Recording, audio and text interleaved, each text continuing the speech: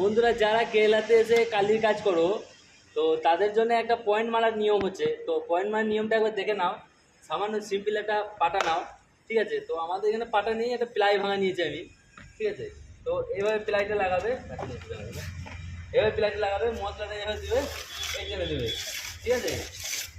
ওদের দেখতে ভালো লাগবে আর কাজটা খুব সুন্দর হবে। তো তোমরা যারা কেরালায় কাজ করো কীভাবে পয়েন্টিং মারো কমেন্টে জানাবে। আর আমি কিন্তু এইভাবেই পয়েন্টিং মারি, ঠিক আছে? বাকি এভাবে পয়েন্টিং দেখবে তোমরা, খুবই ভালো পয়েন্টিং মারা হবে, ঠিক আছে? আর এই যে সরু জয়েন্ট আছে যেটা, এইটা নিয়ে যদি ছোটো পাটা নিয়েও মারতে পারো, কিন্তু যেহেতু আমার কাছে ছোটো পাটা নেই, আমি এই কাতি করেই মারছি, ঠিক আছে?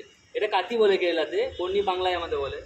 তো আমাদের বাংলাতেও এভাবে জয়েন্ট মারতে পারো, পাটা ধরে, গজপাটা ধরে। এখানে তো ফান্ডি বলে, আমাদের বাংলায় হলো গজপাটা বলে, ঠিক আছে? যারা কেরালাতে কাজ করো বা আসার ভাবনা চিন্তা করছো, ঠিক আছে, তারা কিন্তু কেরালায় কালী কাজ হলে এভাবেই পয়েন্টিং মারবে, ঠিক আছে? আমরা এভাবেই পয়েন্টিং মারি, অথচ পয়েন্টিংটা স্ট্রেট হবে, দেখতেও ভালো লাগবে।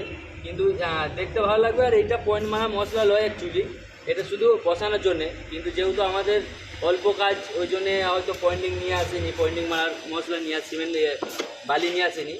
তো এটা শুধু পাথর কুচি, যেটা শুধু খালি এটা কালিটা বসানোর জন্য হয়। তো যারা আসবো মনে করছো তারা মারতে পারো, এভাবে অসুবিধা নেই। আর এমনি অনেকজন এই কাতি করেই মারে এভাবে লাগিয়ে, ঠিক আছে? এভাবে কাতি করে লাগিয়ে মারতে পারো এভাবে, কিন্তু এভাবে পয়েন্টটা পুরো খুব ভালো হয় না, ওপর নিচে হয়, সুন্দর হয় না, স্ট্রেট হয় না লাইনটা। আর তুমি যদি এইভাবে একটু পাটা লাগিয়ে মারো, তাহলে তোমার লাইনটা স্ট্রেট হবে, দেখা হবে না স্ট্রেট লাইনটা, ঠিক আছে? তো যারা কে কীভাবে পয়েন্ট মারো কমেন্ট করে জানাবে।